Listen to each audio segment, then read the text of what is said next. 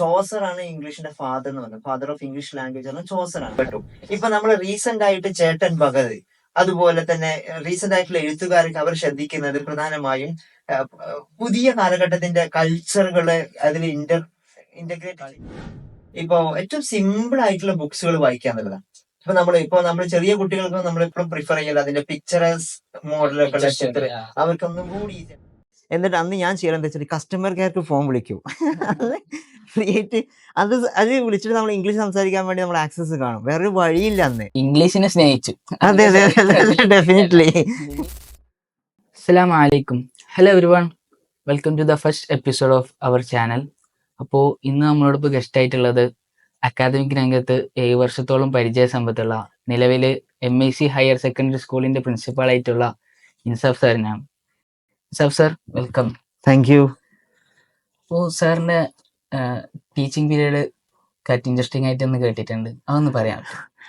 അത്ര ഇൻട്രസ്റ്റിംഗ് എന്ന് പറഞ്ഞാൽ എൻ്റെ ഒരു അക്കാഡമിക് ജേണി സ്റ്റാർട്ട് ചെയ്യുന്നത് എൻ്റെ സ്വന്തം നാട്ടിൽ തന്നെ.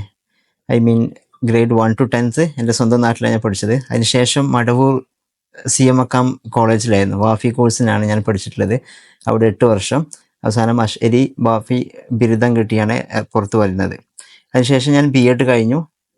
അത് സ്വന്തം നാട്ടിൽ തന്നെയായിരുന്നു, വാഴക്കാട് വെച്ച്. പിന്നെ PG ത്രൂ ഡിസ്റ്റൻസ്, പിന്നെ MPhil ജാമിയ മില്ലിയ ഉണ്ടായിരുന്നു. ഇപ്പൊ ഞാൻ PhD ചെയ്തുകൊണ്ടിരിക്കുന്നു ഫിലോസഫിയിൽ.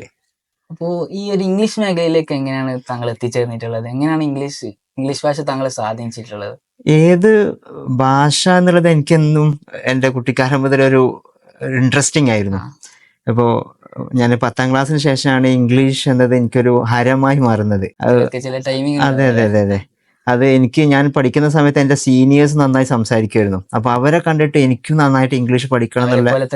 അതെ അതെ അതെ അപ്പോൾ അവർ നന്നായിട്ട് നല്ല ഭാഷാശുദ്ധിയോടെ സംസാരിക്കും. അപ്പോൾ ഞാനും അന്നൊക്കെ ഞാൻ ഡിക്ഷണറി വെച്ച് ഇങ്ങനെ കാണാതെ പഠിക്കാനൊക്കെ ഉള്ള. ഫോറിൻ ലാംഗ്വേജ് പഠിക്കാനൊരു ട്രെൻഡ് ആയിരുന്നല്ലേ?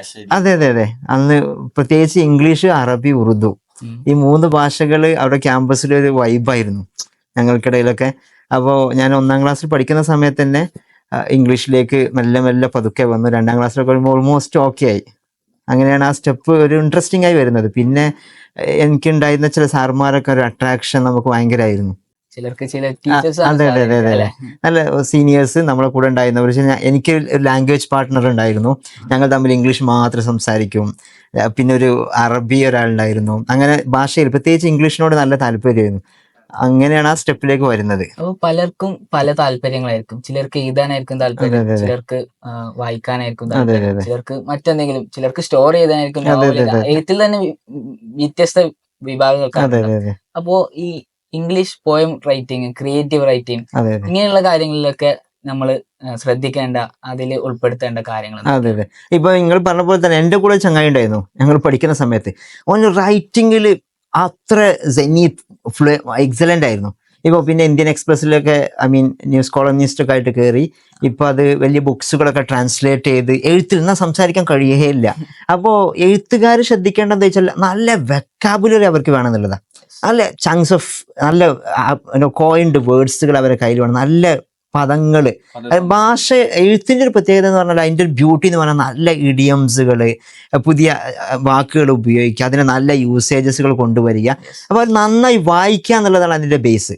നിങ്ങൾ എത്രമേൽ വായിക്കുമോ അത്രമേൽ എഴുതാൻ പറ്റുന്ന, എത്രമേൽ ശ്രദ്ധിക്കുന്നു അത്രമേൽ സംസാരിക്കാനും പറ്റും. ഇതിന്റെ ഇൻപുട്ട് പറഞ്ഞാൽ നന്നായി വായിക്കുക എന്നുള്ളതാണ് എഴുത്തുകാർ ശ്രദ്ധിക്കണേ.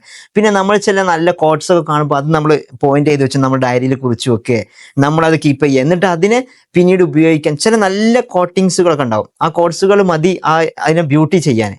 ഇപ്പോൾ എഴുത്തിൽ അത്ര നല്ല ഐക്കൺസുകളൊക്കെ ഉണ്ട്. ഇന്ത്യൻ ലിറ്ററേച്ചർ ഫീൽഡിലോ അല്ലെങ്കിൽ ന്യൂസ് പേപ്പർ ജേർണലിസം ഒക്കെ ഫീൽഡിലൊക്കെ എഴുത്താണ് അതിൻ്റെ ഏറ്റവും നല്ല ഫോംസ് എന്ന് പറഞ്ഞത് സംസാരത്തേക്കാൾ. പക്ഷെ സംസാരമാണ് ഒരു ബ്യൂട്ടി എന്നുള്ളതൊക്കെ സംസാരമാണ്, നമുക്ക് പെട്ടെന്ന് പറ്റാവുന്ന ഒരു ആശയവിനിമയം. അപ്പോൾ എഴുത്തുകാർ ശ്രദ്ധിക്കേണ്ടത് നന്നായി വായിക്കുക എന്നുള്ളതാണ് ബേസിക്കലി. ഇന്നത്തെ ഈ ഒരു കാലഘട്ടത്തിൽ ഈ ആർട്ടിഫിഷ്യൽ ഇന്റലിജൻസ്, സാങ്കേതിക വിദ്യ കൈക്കടത്താത്ത ഒരു മേഖലയും ഇല്ല. അതായത് മനുഷ്യരുടെ ബിസിനസ്, സാമൂഹിക ബന്ധങ്ങളിൽ സാങ്കേതിക വിദ്യ എന്തായിട്ടുണ്ട് അതിൽ കടന്നുകൂടി. അതെ അതെ അതെ അപ്പൊ നമ്മിപ്പോ ഇവിടെ ഇംഗ്ലീഷിനെ കുറിച്ചാണല്ലോ സംസാരിക്കുന്നത്. ഈ ഇംഗ്ലീഷ് ഭാഷാ പഠനത്തിൽ സാങ്കേതിക വിദ്യയുടെ പങ്ക് എത്രത്തോളം അതീവ പ്രധാനമാണ്. അതെ അതെ അതെ ഇപ്പോ എനിക്കൊക്കെ ഇങ്ങനെ തോന്നാറ്, ഞാനൊക്കെ പഠിക്കുന്ന സമയത്ത് ഇങ്ങനെ ഒരു ആക്സസ് നമുക്കില്ലായിരുന്നു. അന്ന് ഞാൻ ചെയ്ത വഴി ഇപ്പോഴും ഇങ്ങനെ ആലോചിക്കുക. അന്ന് മൊബൈൽ ഫോൺ, ഞാൻ +1 സമയത്ത് എനിക്ക് ആദ്യം ഫോൺ കിട്ടുന്നത്. എന്നിട്ട് അന്ന് ഞാൻ ചെയ്യണം എന്താ വെച്ചാൽ കസ്റ്റമർ കെയർക്ക് ഫോൺ വിളിക്കും. അന്ന് ഫ്രീ ആയിട്ട് അത് വിളിച്ചിട്ട് നമ്മൾ ഇംഗ്ലീഷ് സംസാരിക്കാൻ വേണ്ടി നമ്മൾ ആക്സസ് കാണും. വേറൊരു വഴിയില്ല അന്ന്. ഇപ്പോ AI വന്നു, വെർച്വൽ റിയാലിറ്റി ഒക്കെ വരുമ്പോൾ ഞാൻ ഫീൽ ചെയ്യുന്നത് ഇപ്പൊ നമുക്ക് ഒരു ലാംഗ്വേജ് പാർട്ട്ണർ ഇല്ലെങ്കിൽ ഞാന് 24/7 നമുക്കൊരു അതെ ഒരു പാർട്ട്ണർ ഉണ്ട്. അതാണ് അതിന്റെ ഏറ്റവും വലിയ ബെനിഫിറ്റ്. ഇപ്പൊ നമുക്ക് തന്നെ അതില് വോയിസ് വിട്ടാൽ അതിന്റെ റിപ്ലൈ വരും. Yes. നമുക്കൊരു പാർട്ട്ണറെ തേടാനുള്ള, അതാണ് ഏറ്റവും ബെനിഫിറ്റ്. പിന്നെ നമുക്ക് വേണ്ട എല്ലാ ആക്സസും റിയൽ ഹ്യൂമനെ പോലെ അതെ അതെ അതെ അതാണ് എനിക്ക് ഫീൽ ചെയ്ത ഏറ്റവും വലിയ ബെനിഫിറ്റ്. അങ്ങനെ കുറെ ആപ്സുകൾ വന്നിട്ടുണ്ട് ലാംഗ്വേജ് പഠിക്കാൻ പറ്റിയ. അതിന്റെ പ്രത്യേകിച്ച് നമ്മൾ വാട്സപ്പിൽ മെറ്റ അതൊക്കെ വോയിസ് ഇട്ടാൽ തന്നെ റിപ്ലൈ വരുന്നുണ്ട്. അപ്പൊ അതൊക്കെയാണ് അതിൽ ഏറ്റവും വലിയ ബെനിഫിറ്റ് ആയിട്ട് കാണുന്നത്. അപ്പോ ഏതൊരു കാര്യം എടുത്താലും അതിൽ ബിഗിനേഴ്സ് ഉണ്ടാവും, ഇന്റർമീഡിയറ്റ് ആൾക്കാരുണ്ടാവും, അതിൽ മികച്ചു നിൽക്കുന്ന അതെ ആൾക്കാർ. അതെ അതെ അപ്പോ ഇംഗ്ലീഷ് ഭാഷയിൽ ഇത്തരത്തിലുള്ള ബിഗിനേഴ്സ്, ഇന്റർമീഡിയറ്റ്, പ്രോ മികച്ചു നിൽക്കുന്ന ആൾക്കാർ തിരഞ്ഞെടുക്കുമ്പോൾ ശ്രദ്ധിക്കേണ്ട കാര്യങ്ങൾ എന്തൊക്കെയാണ്? ഓക്കെ, ബിഗിനേഴ്സിനെ സംബന്ധിച്ചിടത്തോളം ഇപ്പോൾ ഏറ്റവും സിമ്പിൾ ആയിട്ടുള്ള ബുക്സുകൾ വായിക്കുക എന്നുള്ളതാണ്. ഇപ്പൊ നമ്മൾ ചെറിയ കുട്ടികൾക്ക് നമ്മൾ എപ്പോഴും പ്രിഫർ ചെയ്യല്ല അതിന്റെ പിക്ചറസ് മോഡലൊക്കെ ഉള്ള ചിത്രം, അവർക്കൊന്നും കൂടി ഈസിയാണ്. ഇപ്പൊ കോംപ്രഹെൻസിബിൾ ഇംഗ്ലീഷ് എന്ന ചാനലൊക്കെ ഉണ്ട്, അത് ബിഗിനേഴ്സിനൊക്കെ പ്രിഫർ ചെയ്യാൻ പറ്റുക. അതുപോലെ 5 minutes ഇംഗ്ലീഷ് അങ്ങനെ BBC ചാനലൊക്കെ ഉണ്ട്, അത് ബിഗിനേഴ്സ് നന്നായി എഫക്റ്റീവ് ആവും. എന്നാൽ ഇന്റർമീഡിയറ്റ് ആകുമ്പോൾ കുറച്ചും കൂടി അതിന്റെ ഗ്രാമാറ്റിക്കൽ ബേസ്ഡും അതിന്റെ ഒരു അങ്ങനെ ഒരു അടിത്തറയിലേക്ക് പോകുമ്പോൾ ഒന്നും കൂടി ഒരു ലാംഗ്വേജിന്റെ ബേസ് പഠിക്കാന്നല്ല. എന്നാൽ പ്രോ അഡ്വാൻസ്ഡിലേക്ക് പോകുമ്പോൾ നല്ല ഫ്ലുവൻസിയും ഏറ്റവും ഇപ്പോഴത്തെ ഒരു പ്രസന്റിൽ ഏറ്റവും നല്ല ഇംഗ്ലീഷ് സംസാരിക്കുന്ന ചില ഐക്കൺസുകൾ ഉണ്ടാവും. അവരിപ്പോ കേരളത്തിലാണെങ്കിൽ ശശി തരൂർ, അതുപോലെ ചില ഐക്കൺസുകൾ ഉണ്ടാവും. അവരെ നല്ല ലാംഗ്വേജ് കേൾക്കുക. ഇപ്പൊ ചില നല്ല ആക്ടേഴ്സുകൾ ഉണ്ടാവും. ഇപ്പോ ഞാനൊക്കെ കേൾക്കാറുണ്ട് അനുപമ ഇംഗ്ലീഷ് വിത്ത് മീ പറഞ്ഞൊരു ചാനലുണ്ട്. അതുപോലെ മറ്റേ കപൂർ എന്താ ഒരു സിനിമ നടി ഉണ്ടല്ലോ, ചിലരുടെ ഇംഗ്ലീഷ് ഭയങ്കര നമുക്കത് പിന്നെ പോഡ്കാസ്റ്റ് മറ്റേ കണ്ടല്ലോ, നമ്മൾ ഓഡിയോ വെച്ച് കേൾക്കാൻ പറ്റും. നല്ല ഇംഗ്ലീഷുകൾ കേൾക്കുക, അതിന്റെ ഒരു അഡ്വാൻസ്ഡ് ലെവൽ നമ്മൾ അന്വേഷിക്കുക എന്നുള്ളതാണ്. അതിന്റെ ഒരു ലെവൽ നമുക്ക് തന്നെ മനസ്സിലാവും ഞാനിപ്പോൾ ഏത് ലെവലിലാണ്, അപ്പൊ ഞാൻ ഏത് കേൾക്കണം. അപ്പൊ അതിനനുസരിച്ച് ടേസ്റ്റ് നമുക്ക് ഇങ്ങനെ ക്യാച്ച് ചെയ്യാൻ പറ്റുന്നുണ്ടോ ആ ഒരു രീതി സ്വീകരിക്കുക എന്നുള്ളതായിരിക്കും. ഇംഗ്ലീഷ് ലാംഗ്വേജിൽ വ്യത്യസ്ത തരത്തിലുള്ള കുറേ തരത്തിലുള്ള മോഡ് ഓഫ് കൃതികളുണ്ട്.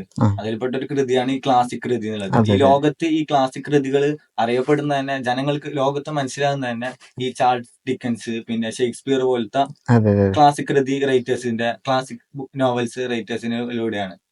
അപ്പം ഈ ഇംഗ്ലീഷ് സാഹിത്യത്തിൽ നമ്മൾ ക്ലാസിക്കൽ കൃതികൾ വായിക്കാൻ വേണ്ടി തെരഞ്ഞെടുക്കുമ്പോൾ പ്രധാനമായിട്ടും ശ്രദ്ധിക്കേണ്ട ഘടകങ്ങൾ ഏതൊക്കെയാണ്? ഇപ്പോൾ ഇംഗ്ലീഷ് ലിറ്ററേച്ചർ നമ്മൾ പഠിക്കുമ്പോൾ അതിനൊരു സ്ഫിയർ ഓഫ് ഏജ് ഉണ്ട്. Old English, middle English, modern, post modern എന്നൊക്കെ പറയുന്ന ഒരു സ്ട്രക്ചർ ഉണ്ട് അതിൻ്റെ.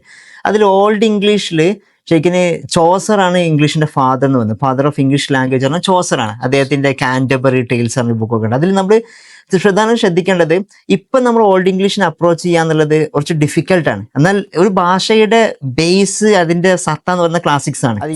അതെ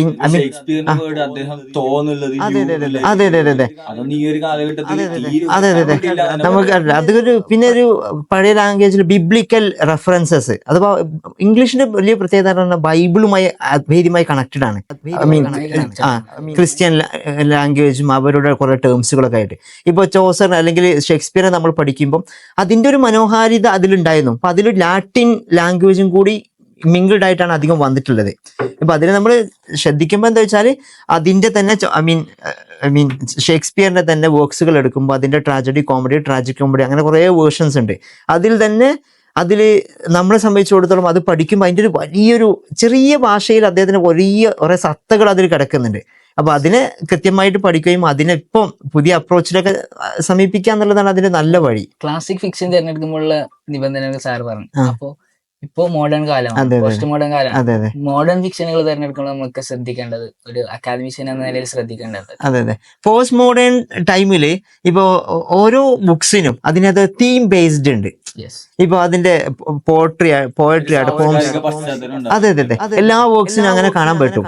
ഇപ്പൊ നമ്മൾ റീസെന്റ് ആയിട്ട് ചേട്ടൻ ഭഗത് അതുപോലെ തന്നെ റീസെന്റ് ആയിട്ടുള്ള എഴുത്തുകാരൊക്കെ അവർ ശ്രദ്ധിക്കുന്നത് പ്രധാനമായും പുതിയ കാലഘട്ടത്തിന്റെ കൾച്ചറുകൾ അതിൽ ഇന്റഗ്രേറ്റ് ചെയ്യാനും ഇൻഫ്ലുവൻസ് ചെയ്യാനും, അതുപോലെ തന്നെ ഏറ്റവും നല്ല പുതിയ ടേംസുകൾ, പുതിയ ഭാഷകൾ. ഇപ്പോൾ ഓരോ ദിവസവും ഇംഗ്ലീഷ് ലാംഗ്വേജിൽ 1000s more വേർഡ്സുകൾ വരുന്നുണ്ടെന്നാ. അപ്പൊ അതൊക്കെ മെയിൻ ആയിട്ട് വരുന്നത് പുതിയ യുഗത്തിന്റെയും പിന്നെ പോർട്ട്മാൻറ്റീവ് വേർഡ്സുകൾ, അങ്ങനെയുള്ള കണക്ഷനാണ്. അപ്പൊ അതിൽ ശ്രദ്ധിക്കണമെന്ന് വെച്ചാൽ അതിന്റെ നല്ല കൾച്ചറുകളും അതിന്റെ നല്ല കോണ്ടന്റ് തീം വൈസ്ഡ് നമ്മൾ സെലക്ട് ചെയ്യുക എന്നുള്ളതാണ്. സ്വാഭാവികമായിട്ട് സാറിനെ പോലെ ഇത്ര വർഷത്തോളം ഇംഗ്ലീഷിൽ അധ്യാപന പരിചയമുള്ള ഒരു വ്യക്തി ധാരാളം ബുക്സുകൾ വായിച്ചിട്ടുണ്ടാവും. അപ്പൊ സാറിന്റെ ജീവിതത്തിൽ, ഓരോരാളുടെ ജീവിതത്തിൽ ഏറ്റവും കൂടുതൽ സ്ട്രൈക്ക് ചെയ്ത, സ്വാധീനിച്ച ബുക്കുകളൊക്കെ ഉണ്ടാവും. ആ സാറിന്റെ ജീവിതത്തിൽ ഏറ്റവും കൂടുതൽ സ്വാധീനിച്ച ഓഥറും ആ ബുക്ക് ഏതാണ്? ഓക്കെ, ഞാന് വായന എനിക്കൊരു ഹരയായിരുന്നു. എൻ്റെ ആ 10ാം ക്ലാസ് കഴിഞ്ഞ ശേഷം എനിക്ക് എല്ലാ ബുക്സും വായിക്കുന്നു, കിട്ടാവുന്ന എല്ലാ ബുക്സും. പ്രത്യേകിച്ച് അന്ന് ഞാൻ ഏറ്റവും കൂടുതൽ വായിച്ച ന്യൂസ് പേപ്പേഴ്സുകളൊക്കെ. അപ്പം എല്ലാ ആഴ്ച അന്ന് ഓൾമോസ്റ്റ് നാട്ടിൽ പോകും. അപ്പോൾ ഓരോ ഹിന്ദു ന്യൂസ് പേപ്പർ എൻ്റെ കയ്യിലുണ്ടാവും. അന്ന് അട്രാക്ട് ചെയ്ത ബുക്ക് എന്ന് പറഞ്ഞാൽ എനിക്ക് ചില പോംസുകളാണ്, പ്രത്യേകിച്ച് പദ്യങ്ങളാണ് എന്നെ അധികം അട്രാക്ട് ചെയ്തത്. ഇപ്പം അതിൽ മെറ്റാഫിസിക്കൽ പോയറ്റ്സുകളുണ്ട്, അതിൽ എഴുത്തുകാർ കുറേ ഉണ്ട്. ഞാൻ നേരത്തെ പറഞ്ഞ ഫ്രാൻസിസ് ബേക്കൺ ഉണ്ട്, എസ്സേയിസ്റ്റുകളുണ്ട്, നോവൽ. അങ്ങനെ ഒരു ഫിക്ഷൻ ലോകത്തേക്ക് ഞാൻ അങ്ങനെ പോയിട്ടില്ല. ഫിക്ഷൻ അപൂർവമായി വായിച്ചിട്ടുണ്ട് നമ്മുടെ ലിറ്ററേച്ചറിന്റെ ഭാഗമായിട്ട് ഒരുപാട് പഠനങ്ങളൊക്കെ ആയിട്ട്. എന്നാൽ എനിക്ക് ഏറ്റവും സ്വാധീനിച്ചിട്ടുള്ള ചില പോംസുകൾ, മെറ്റാഫിസിക്കൽ പോയറ്റ്സ്. ജോൺ ഡെൻ എന്നൊക്കെ പറയുന്ന ഒരു പോയറ്റ് ഉണ്ട് മെറ്റാഫിസിക്സ് എന്ന് പറഞ്ഞാൽ തന്നെ നമ്മുടെ ബുദ്ധിന്റെ അപ്പുറത്തുള്ള ചില കാര്യങ്ങളാണ്. അദ്ദേഹം തൻ്റെ ചില പോംസുകൾ അത്ര സ്ട്രൈക്ക് ചെയ്ത് എൻ്റെ മനസ്സിൽ ഇപ്പോഴും ഉണ്ട്. അദ്ദേഹം തൻ്റെ ഭാര്യയുമായി വിട്ടുവരുന്ന സമയത്ത് അദ്ദേഹം എഴുതിയൊരു പോമുണ്ട്, ആസ് വെലഡിക്ഷൻ ഫോർബിഡിങ് മൗണിംഗ് എന്ന് പറഞ്ഞിട്ട്. അത് മനോഹരമായിട്ട് ചിത്രീകരിക്കുന്ന ചില പോംസുകൾ. പിന്നെ ഞാൻ ആ സമയത്ത് ഡയറി എഴുതിയിരുന്നു. 10 മുതൽ ഞാൻ ഏകദേശം ഡിഗ്രി സമയം വരെ ഫുള്ള് ഡയറി റൈറ്റിംഗ്. എൻ്റെ വീട്ടിൽ ഇപ്പോഴത് കീപ്പ് ചെയ്തിട്ടുണ്ട്. ഞാൻ അദ്ദേഹത്തെ പോലെ തന്നെ ആ ഒരു സ്ട്രക്ചറൈസ് ചെയ്തിട്ട് ആ ഒരു റിതം ഒക്കെ കൊണ്ടുവന്നിട്ട് അതിനൊരു റൈം സ്കീം ഉണ്ടല്ലോ, അതേ രൂപത്തിൽ പദ്യമൊക്കെ എഴുതിയായിരുന്നു അന്ന്. അപ്പൊ അത്ര സ്വാധീനിച്ച പോയറ്റ്സുകളാണുള്ളത്, നല്ല കവികളാണുള്ളത്. അതിൽ മെറ്റാഫിസിക്കൽ ജെൻഡർ എന്ന പോയറ്റ്സ് ഉണ്ട്, അവരാണ് ഏറ്റവും സ്വാധീനിച്ചത്. എസ്സേയിസ്റ്റുകൾ ഉണ്ട്, പിന്നെ നോവലിസ്റ്റ്, ഫിക്ഷൻ ഒക്കെ ഉണ്ട്. എന്നാൽ ഏറ്റവും സ്വാധീനിച്ചത് അതാണ്. അപ്പൊ സാറിന്റെ ഈ വാക്കിൽ നമുക്ക് മനസ്സിലായിട്ട് സാറ് ഇംഗ്ലീഷിനെ സ്നേഹിച്ചു. അതെ, ഡെഫിനറ്റ്ലി. ഇംഗ്ലീഷിനെ സാറ് വളരെയധികം സ്നേഹിച്ചു. നമുക്ക് നമ്മളൊരാളെ സ്നേഹിക്കുകയാണെങ്കിൽ, ഒരു വസ്തുവിനെ എന്തെങ്കിലും സ്നേഹിക്കാൻ നമുക്കത് ക്യാച്ച് ചെയ്യാൻ പറ്റുന്നില്ല.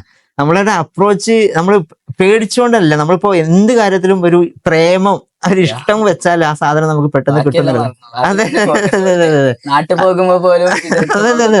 അങ്ങനെയായിരുന്നു. ഞാൻ ബസ്സിൽ എനിക്ക് യാത്ര ചെയ്യുമ്പോൾ എല്ലാ സമയത്തും എന്തെങ്കിലുമൊക്കെ ഈ ഒരു ഇഷ്ടം ഉണ്ടായിരുന്നു. ഞങ്ങളത് ഇങ്ങനെ കമ്മ്യൂണിക്കേറ്റ് ചെയ്യായിരുന്നു.